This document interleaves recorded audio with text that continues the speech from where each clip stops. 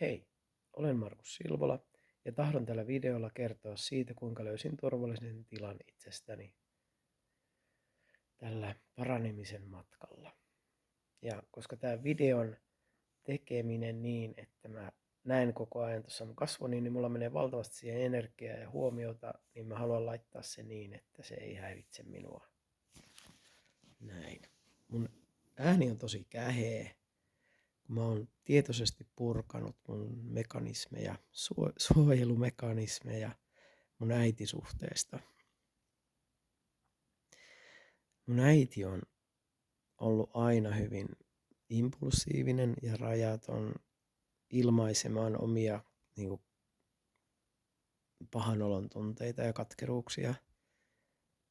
Ja mun isä on ollut tosi neutraali, mutta se ei koskaan suojellut mua ja meitä lapsia siltä äidin pahan olon tunteiden ilmaisuilta.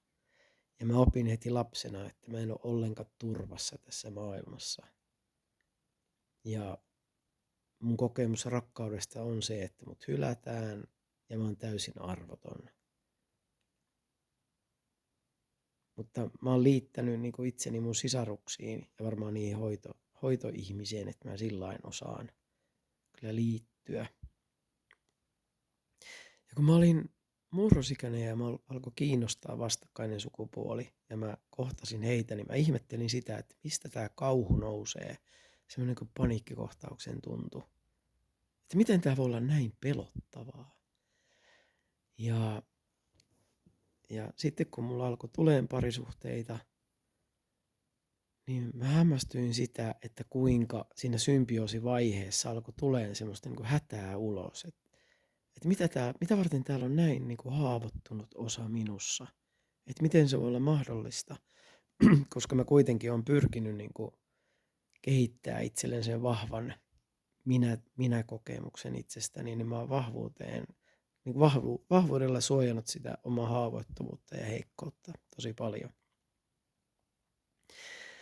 Ja kun mä olin vähän yli parikymppinen, niin mä aloin lukeen tällaista kirjallisuutta tietoisuudesta. Ja tajusin hämmästyksekseni, että on semmoinen asia kuin valaistuminen. Mä olin ihan sellainen, että ei ole totta, että voiko ihminen olla niin tietoinen, että se tiedostaa niin kuin ykseydessä kaiken. Mä alkoi kiinnostaa se valtavasti ja sitten mä aloin lukea niiden valaistuneiden kirjoja. Ja mietin, että kuinka tuohon pääsisi, mutta mä en koskaan löytänyt niin kuin omaa opettajaa sille asialle kunnollista. Ja sitten mä aloin lukea, tai sattumalta luin niin terapeuttista kirjallisuutta ja siellä osattiin kertoa niin vakuuttavasti, että kun ihminen läpi elää omat tunteensa, niin se tulee ihan vapaaksi. Ja se auttaa sitä ihmistä olemaan turvassa ja totta tässä maailmassa.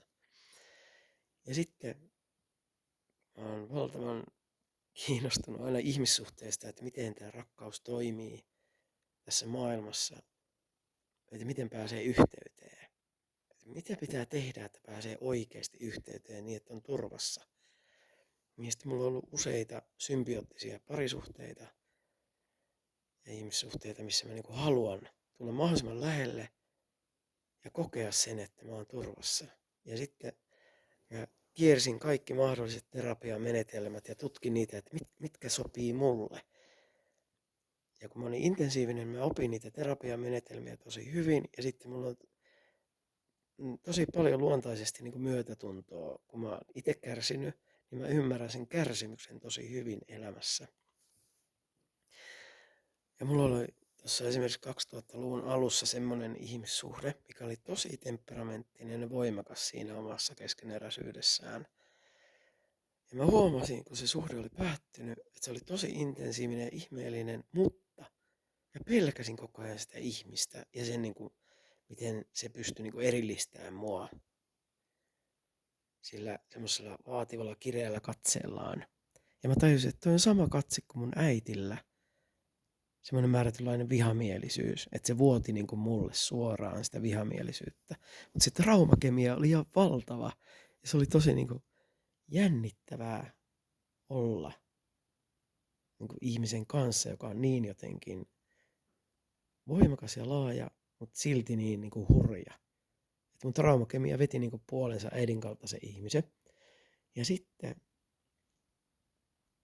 mä tiesin, että mä en halua ottaa liian niin kuin aggressiivista tai vihamielistä ihmistä lähelleni. Ja mulla oli 2 peräkkäistä ihmissuhdetta, mitkä oli taas liian lempeitä.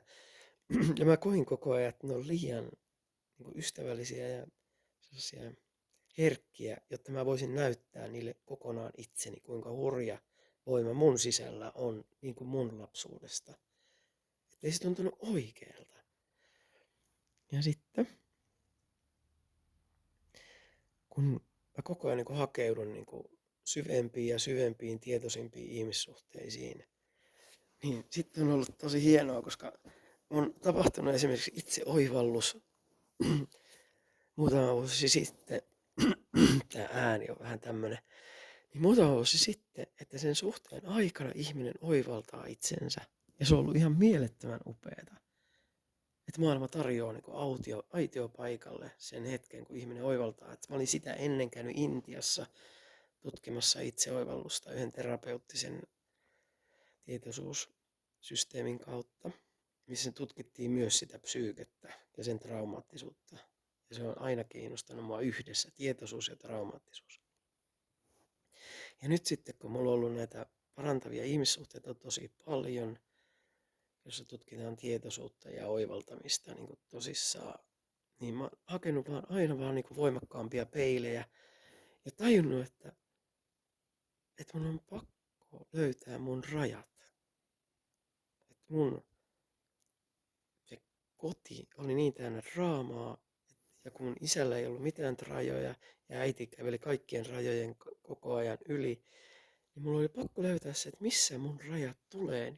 Niin mun traumakemia vetää puolensa aina vaan voimakkaampia ihmissuhteita.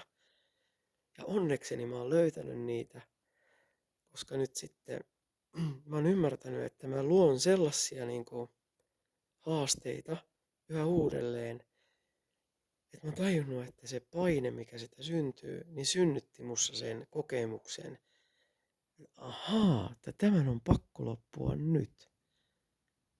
Koska mun systeemit alkaa niinku sakkaan siitä paineesta, mitä mä luon niinku tahattomasti yhä uudelleen.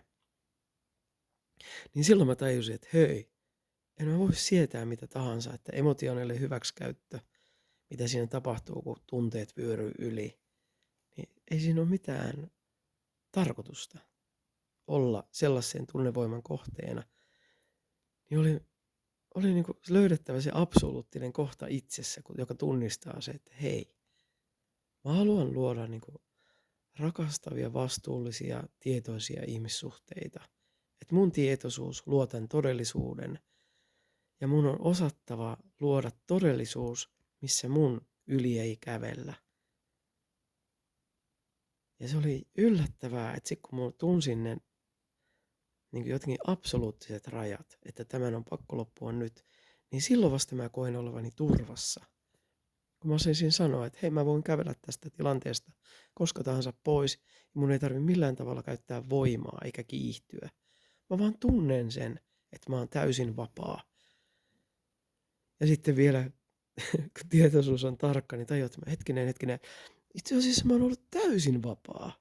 Mutta mä en ole vaan tajunnut sitä, että mä oon aina ollut täysin vapaa.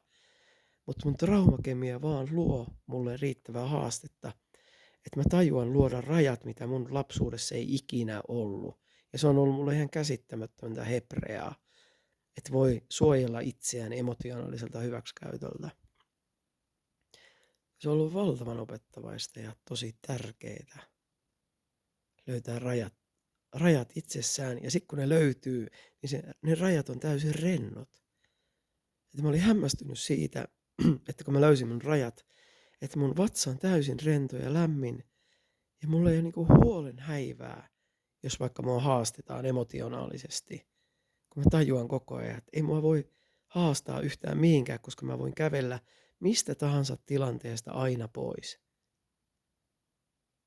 Ja sen tajuaminen oli ihan niin kuin sellainen heureka, että oho, mitä ihmettä mä oon luullut tässä maailmassa tekeväni sekoittumalla toisten tunteisiin koko ajan. Ja luulemalla, että mä oon millään tavalla vastuussa toisten ihmisten tunteista. ei ole olemassa muuta kuin vapaus ja myötätunto olla se kuka on. Ja se on ollut ihan tosi hieno kokemus tajuta, että mun rajat on, mulla ei vaan ole ollut terveitä rajoja, koska mä en ole koskaan niin kuin lapsuudessa kokenut niitä. Että on olemassa jotain rajoja, joita pitäisi puolustaa. Koska mun äiti sai tehdä koko ajan mitä se halusi tehdä siinä omassa stressitilassaan. Meitä oli tosi paljon lapsia, niin sitten oli kyllä ressiäkin. Tämä on ollut ihan tosi tärkeä matka. Ja mä oon ihan hämmästynyt siitä, että mä oon ollut aina vapaa. Että nyt mä tajuan, että mä oon ollut aina vapaa ja se tekee mut ihan rennoksi. Ja sitten jos mä sekoitun nykyisin johonkin, niin mä tajuan heti, että miten mä luulen, että mä en muka ole vapaa nyt. Ja se tekee musta vapaan taas uudelleen, kun mä katson sen kohdan uudestaan, että missä mä sekoitun ja luulen, että mun pitäisi niinku ottaa vastuu jonkun toisen ihmisen keskeneräisistä tunteista. Niin tämmönen matka mulla on ollut. Ja halusin kertoa tämän tarinan.